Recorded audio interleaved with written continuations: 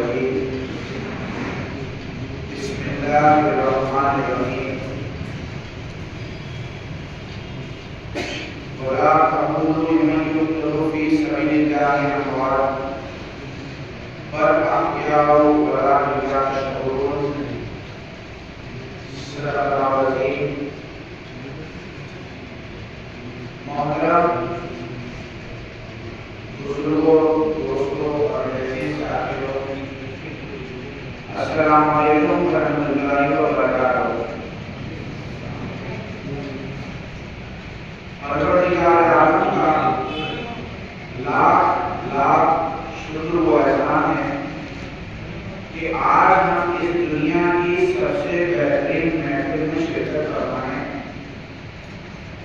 اور روایتوں میں آتا ہے کہ مسجد اللہ کا گھر ہے، تو جہاں پر اشرف المخلوقات بیٹھی ہیں اور جو دوسری جگہ خالی ہے، یہ ہمارا ایمان ہے کہ وہاں فرشتے اللہ کا ذکر سنتے ہیں اور اللہ کے مختلف بندوں کا ذکر ہوتا ہے تو آسمانوں سے اللہ اپنے فرشتوں کو بھیجتا ہے اور وہ لوگ جا کر اللہ تعالیٰ کو بتاتے ہیں کہ یہاں پر کیا کیا ہوا. بہرحال آج کا جو موضوع ہے خصوصی طور پر جو انگریز شہداء کی شہادت ہے، آپ دیکھیے کہ اس شہادت سے ہم کو بہت کچھ سیکھنے کو ملتا ہے. اس سے پہلے یہ کہ جو دوسرے بزرگوں کی آج جن کا عرص ہے ان کی سیرت ہمارے کتب میں زیادہ نہیں ملتی. البتہ حضرت بی بی کلبانو رضی اللہ عنہ کی سیرت ہم کو ملتی ہے تو وہاں سے شروع کرتے ہیں. حضرت بدر مینا سید محمود ثانی مہدی رضی اللہ عنہ جو مہدی موعود علیہ السلام کے فرزند بھی ہے، پہلے خلیفہ بھی ہیں. آپ کی جب شادی ہوئی تو پہلی شادی آپ کی حضرت بی بی خوب کلاں سے ہوئی.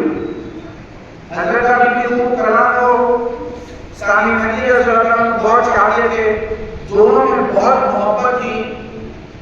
حضرت بی بی خوب کلاں رضی اللہ تعالیٰ عنہ ثانی مہدی کی دل و جان سے خدمت کرتی تھی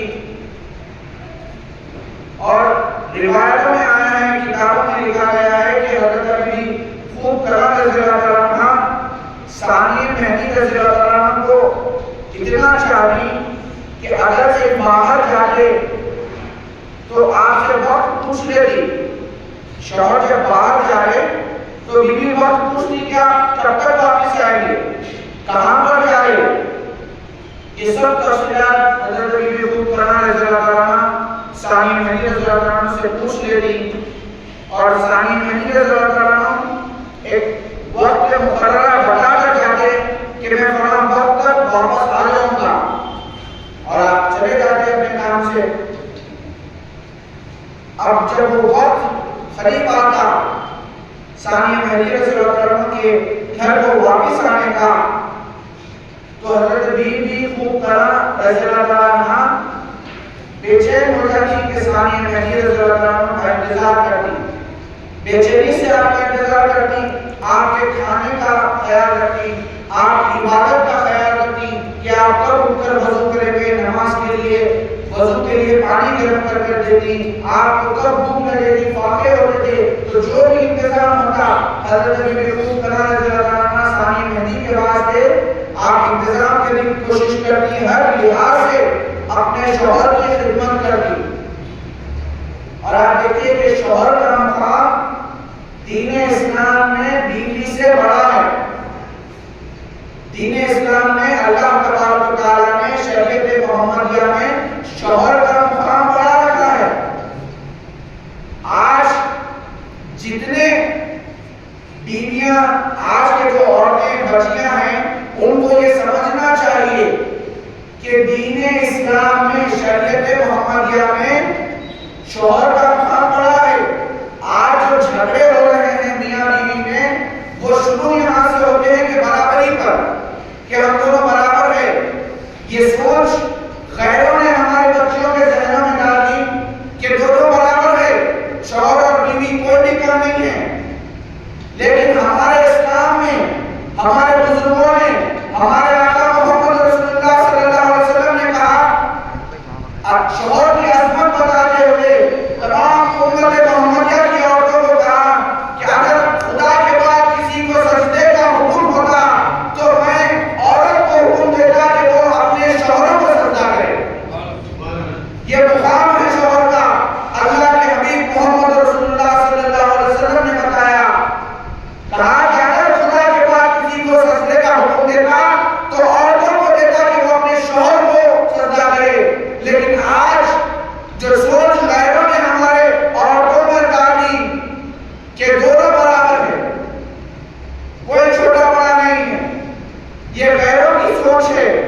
اب ہماری ذمہ داری ہے کہ ہم اپنی محبت سے، اپنے اخلاص سے، اپنے کردار سے اپنی گھر کی عورتوں کو سمجھائیں کہ شوہر کا مقام بڑا ہوتا ہے اور بیویوں کے بھی کئی حقوق ہوتے ہیں، وہ ایک الگ موضوع ہے. لیکن آپ دیکھیے یہ سوچ کو ختم کرنا ہے. حضرت بی بی خوب کنا رضی اللہ تعالیٰ عنہ اس طرح سے خدمت کرتی اور ثانیہ مہدی رضی اللہ تعالیٰ عنہ کی دل و جان سے حضرت بی بی خوب کنا رضی اللہ تعالیٰ عنہ کو چاہتے. ایک مرتبہ ایسا ہوا کہ جہاں پر ڈھایا تھا وہاں سے تھوڑی دور پر جگہ ثانیہ مہدی رضی اللہ تعالیٰ عنہ کو جانا تھا دعوت میں. آپ جب جا رہے تھے تو حسب معمول ثانیہ مہدی رضی اللہ تعالیٰ عنہ سے حضرت بی بی خوب کنا رضی اللہ تعالیٰ عنہ نے پوچھا کہ آپ کب تک واپس آئیں گے؟ شام کی دعوت تھی تو مثال کے طور پر کہ بعد نماز عشاء کے ساتھ اگر 9 بجے تو ثانیہ مہدی رضی اللہ تعالیٰ عنہ نے 9 بجے کا وقت بتایا کہ 9 بجے تک واپس آ جاؤں گا. یہ کہہ کر آپ دعوت میں چلے گئے. اب جب وہاں پر گئے تو کیونکہ شام کی دعوت تھی، جب واپسی کا وقت ہوا وہاں پر دعوت تھوڑی دیر ہو گئی. اکثر ہم دیکھتے ہیں کہ کسی نہ کسی وجہ سے دعوت دیر سے ہو جاتی ہے، کھانے کے لیے، چھوڑنے کے لیے، جو بھی کام تھا دعوت تھوڑا لیٹ ہو گئی.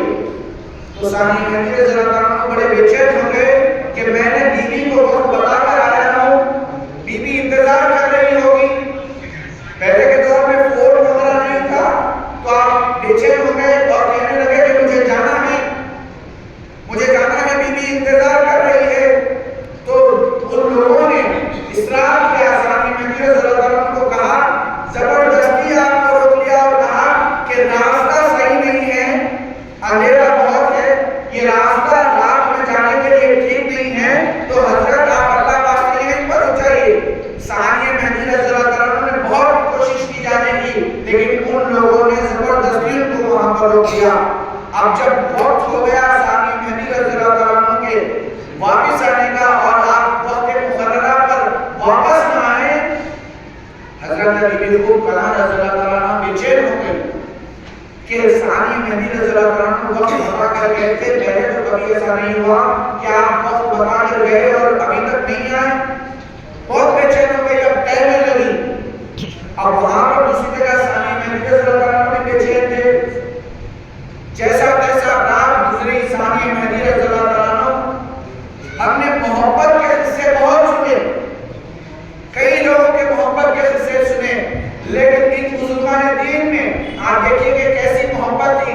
ہم کو بتایا گیا کہ کس شدت سے اللہ تبارک و تعالیٰ نے ان کے دلوں میں آپ سے محبت آئی تھی کہ جب آپ واپس اپنے گھر کو پہنچے ثانیہ مہدی رضی اللہ تعالیٰ عنہ تو آپ کو معلوم ہوا کہ بیوی خوب کنا رضی اللہ تعالیٰ عنہ کا انتقال ہو گیا.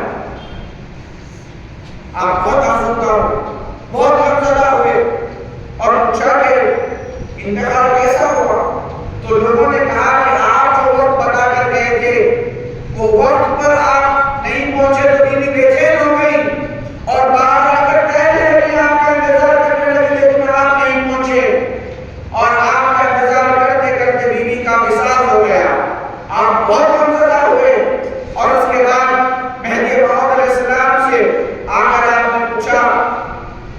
کہ مینا جی بتائیے کہ کوئی شخص ماں کی پیٹ سے تارک دنیا پیدا ہوتا ہے، آپ جب منزلہ ہو گئے اس کے بعد آ کر مہدی موعود علیہ السلام سے پوچھا کہ کوئی شخص اپنی ماں کی پیٹ سے تارک دنیا پیدا ہوتا ہے اور ایک دوسرا شخص ہوتا ہے کہ وہ کسب کرتا ہے، دنیا میں پاتا ہے، اس کے بعد کافی عرصے کے بعد ترک دنیا کرتا ہے، تو ان دونوں میں کیا فرق ہے؟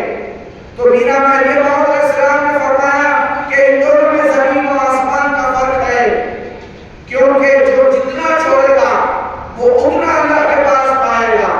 مہدی موعود علیہ السلام نے فرمایا، اور یہ بات ہمیشہ یاد رکھیے بحیثیت مہدوی، مہدی موعود علیہ السلام نے فرمایا کہ علمت من اللہ الا واسطۃ جدید اليوم، مجھے ہر روز اللہ کی طرف سے تازہ تعلیم حاصل ہوتی ہے، میں وہی کہتا ہوں جو اللہ مجھے کہتا ہے، اپنی طرف سے بندہ کچھ نہیں کہتا۔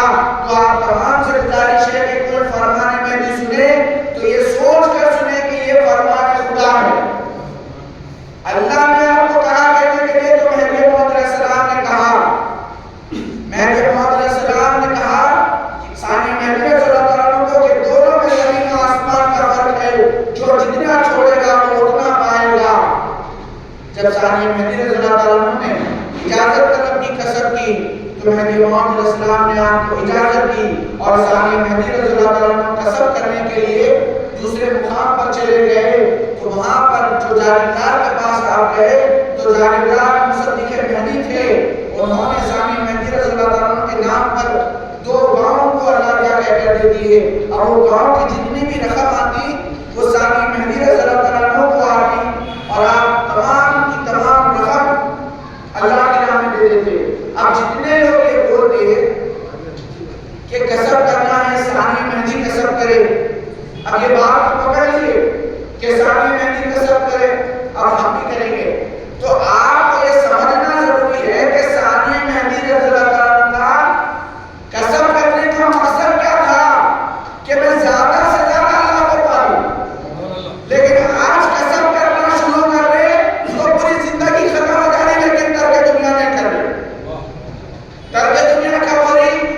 جب ہارٹ اٹیک آ رہا، جب پیرالائسس اٹیک ہو رہا، دواخانے میں پڑے ہیں، موت کی کشمکش میں ہیں، ڈاکٹروں نے کہہ دیا کہ بچنا ممکن نہیں تو ترک دنیا کر رہے۔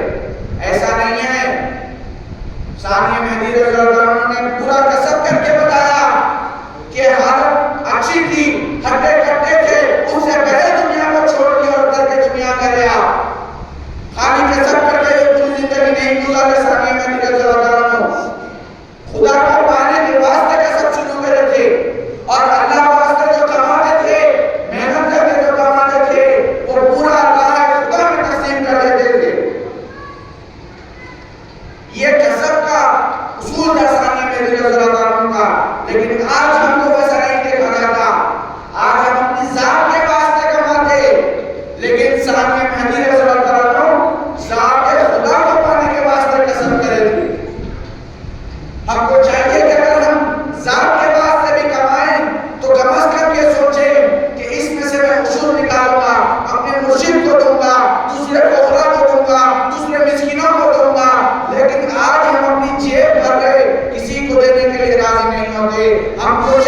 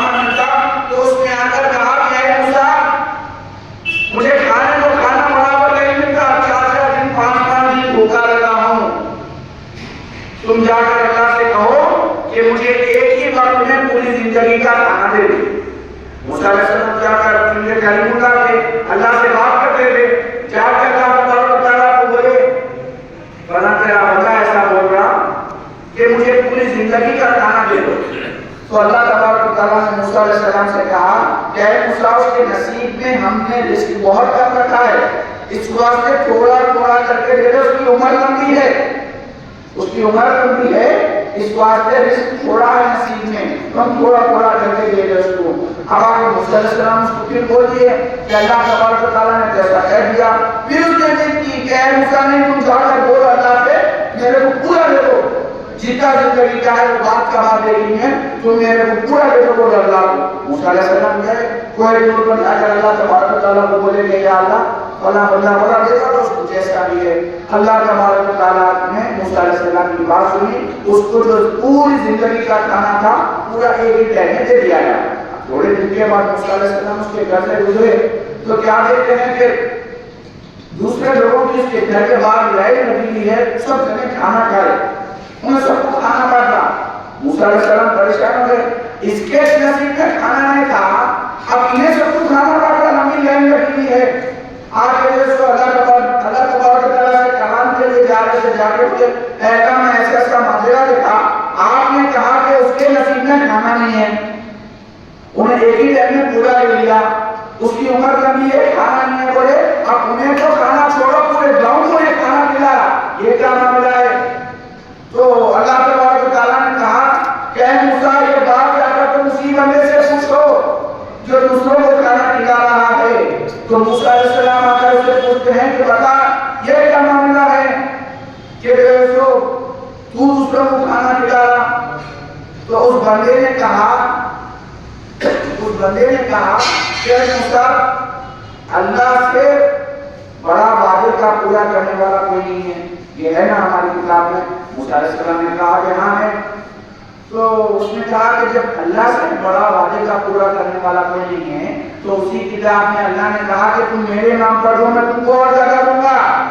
تو جو ایک وقت میں پوری زندگی کا کھانا ملا تھا میرے کو، میں جتنا اپنے پیٹ کو لگتا تھا کھایا تھا سب اللہ کے نام پہ دے دیا۔ اب جب سب اللہ کے نام پہ دے دیا تو اللہ وعدہ پورا کرنے والا تھا، انہیں میرے کو اور دیتے جا، تو میں کیا کروں جتنا لگا اپنا کھا رہا ہوں باقی سب اللہ کے نام پہ دے دے رہا ہوں، تو میں دیتے جا رہا ہوں دیتے جا رہا ہوں دیتے جا رہا ہوں دیتے جا رہا ہوں۔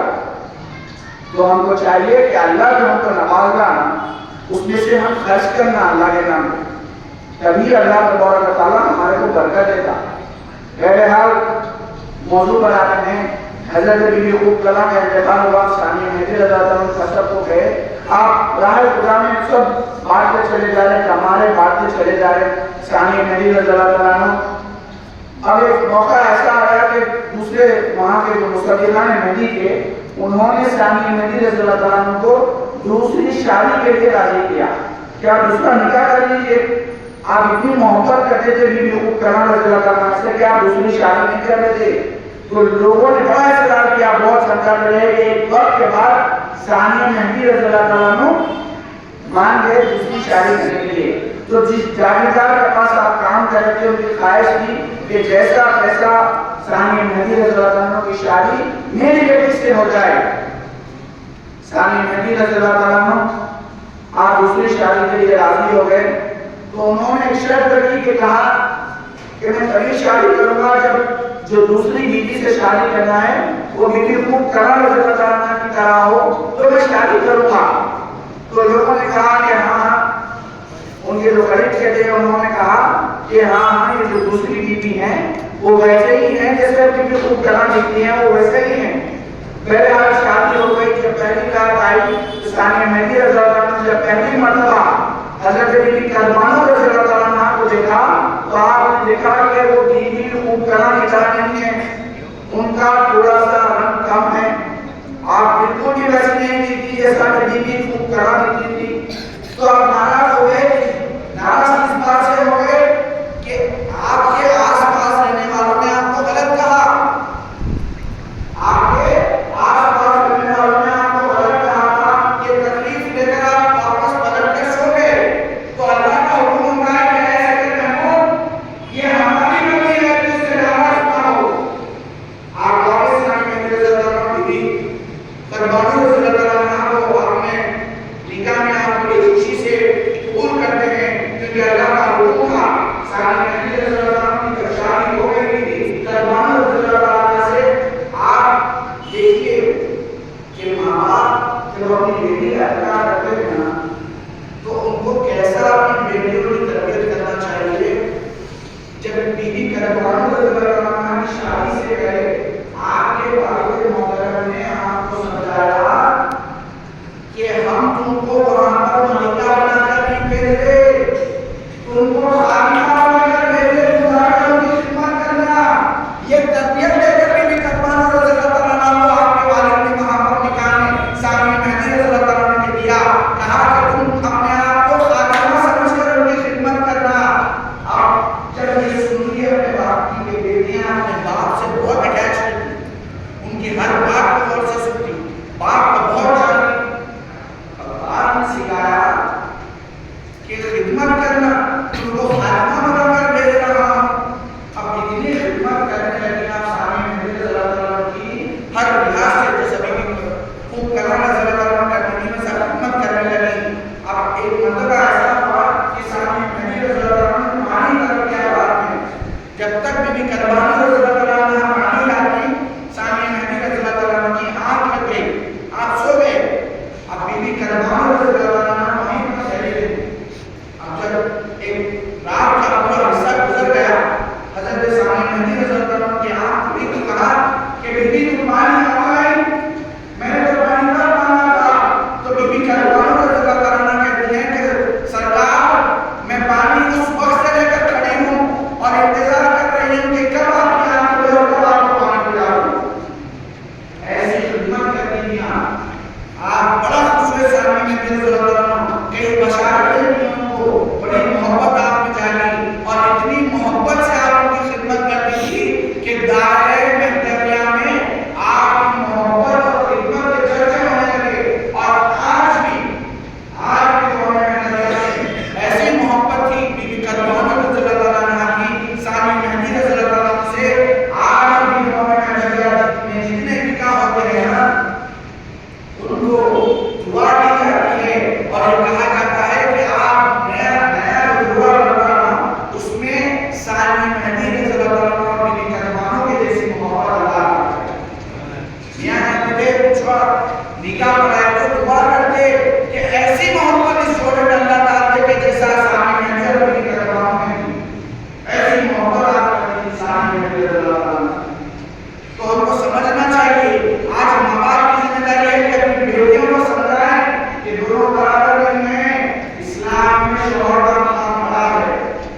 بہرحال یہ تو ہو گیا ہمارا پہلا موضوع. اب دوسری گفتگو پر آتے ہیں کہ قدرِ شہداء ایک ایسی شہادت ہے یہ بچوں کی, ایسی محبت ہے مولانا مہدی محمد علیہ السلام کی. میں حقیقت بول رہا ہوں آپ کو, میاں سے بھی پوچھئے کہ جب ہم ان کے بارے میں سنتے پڑھتے ہیں نا, ایمان تازہ ہو جاتا, ایمان جوش مارتا, ایسا جوش مارتا, دل بولتا کہ جتنے آج گستاخ مہدی ہیں نا سوکے لگنا ہو جاتا ہے, ایسا جوش مارتا. ایسی شہادت ہے ان کی. اور یہ لوگ آج جتنے ہیں نا, جتنے گستاخ مہدی ہیں, یہ تمام انہی کی اولاد میں سے. ہمارے لوگوں پر, ہمارے بزرگوں پر اتنا ظلم کیا ہے, یہ جو مہدوی رات ہم کو ملی بہت مشکلوں سے آسانی سے نہیں ملی. ہم کو آسان سمجھ رہے نا, مہدوی کو نہیں, قربانیاں دینا پڑا, اپنی زندگیاں دینا پڑا, اپنا سب کچھ ختم کر دینا پڑا, تب جا کے مہدوی رات حاصل ہوئی. ہم اس کو معمولی سمجھ رہے, ایسا نہیں. کوئی قربانیاں دینا پڑا, شہید کا مرتبہ ایسا ہے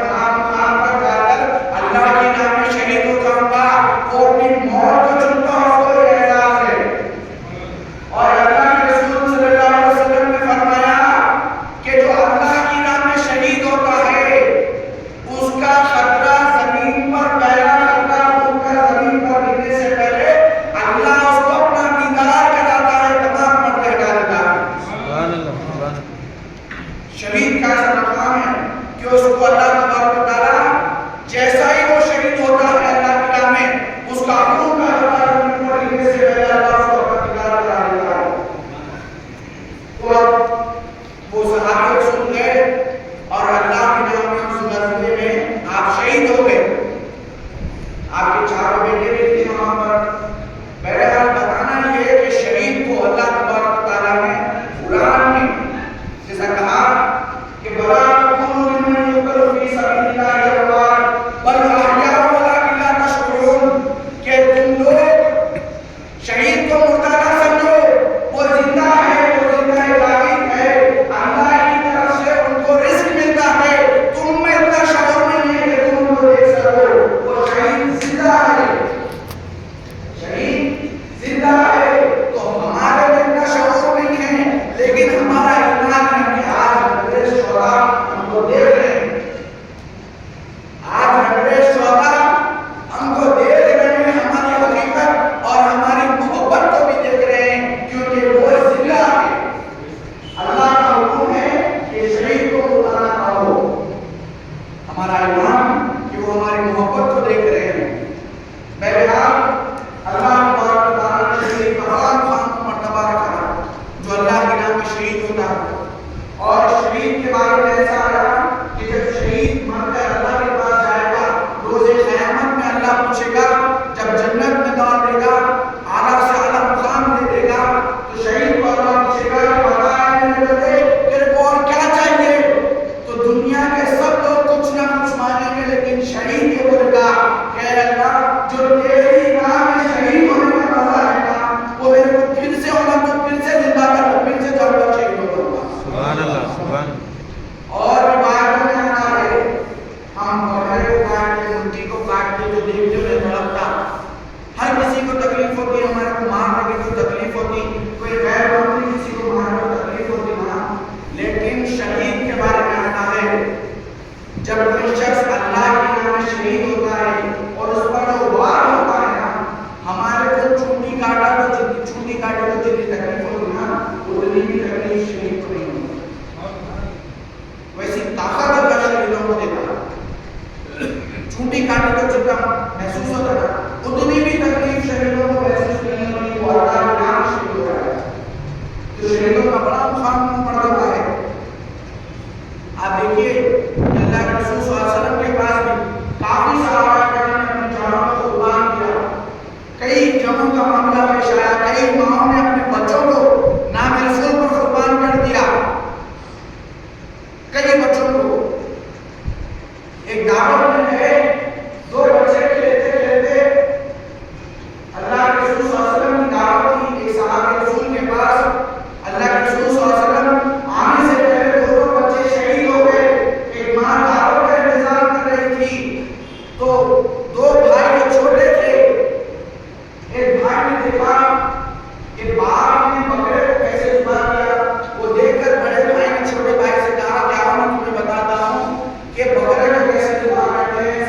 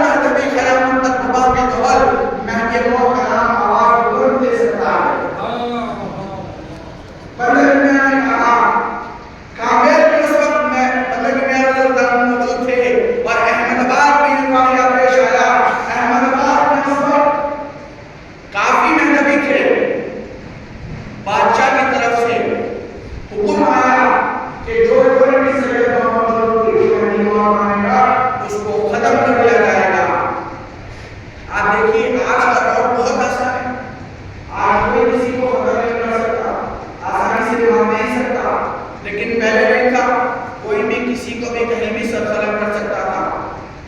اب جب یہ دور آیا اور اس بادشاہ کو بنانے والے کون تھے؟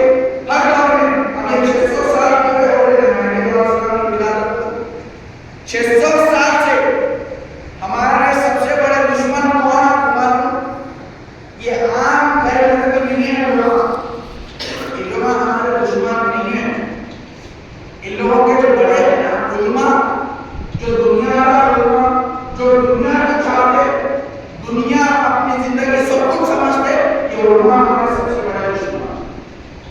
یہ علماء کرام نے اس وقت ان کے جو بات پیدا کیے، انہوں نے بادشاہ کو بنایا بدنگیاں کے خلاف، کہ بدنگیاں میں جو درم چل جائے اپنے خیال خلاف سے سب کو متاثر کر رہے اور ہر میں محدودی ہو جائے، تمہاری بادشاہ ختم ہو جائے گی۔ اور ایسے ایسے فتوے ہمارے کام سے کیے کہ آج بھی 600 سال ہونے کو آ رہا، آج بھی وہ لوگ اپنے فتووں کو ثابت نہیں کر سکتے۔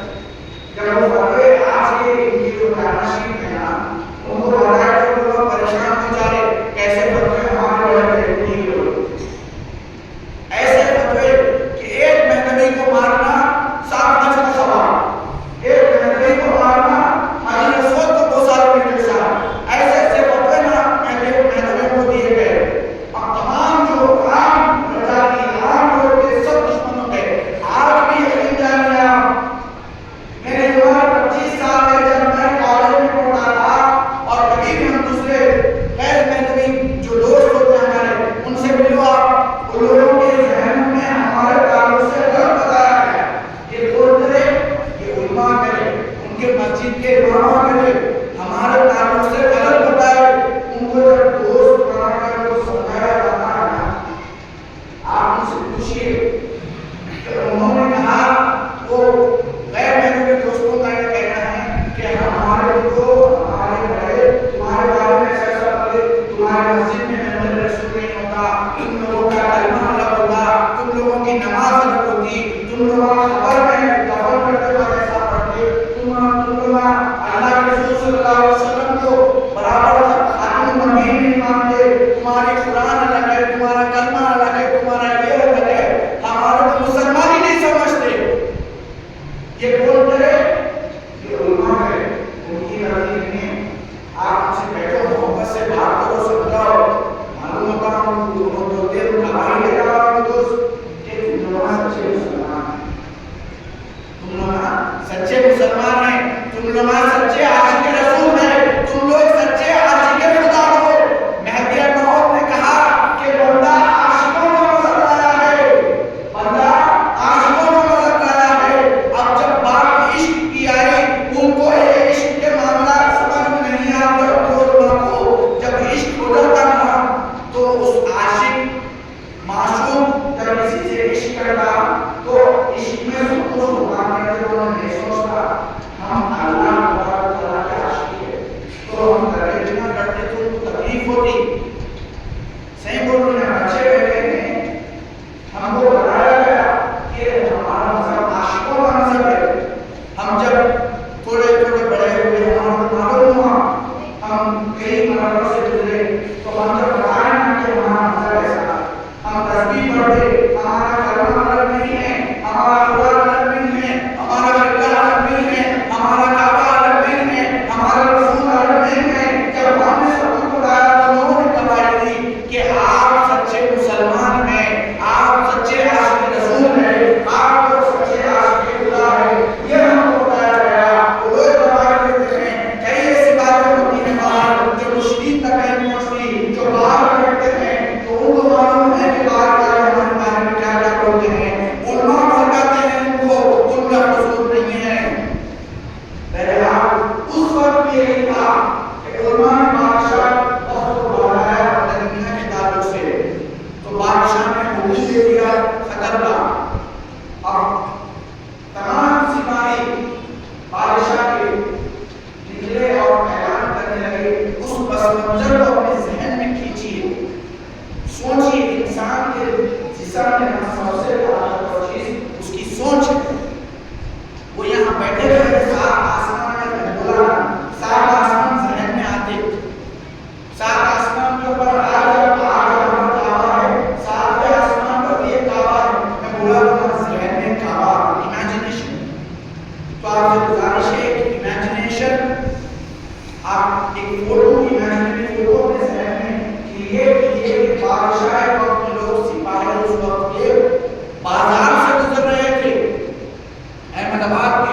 ایک بازار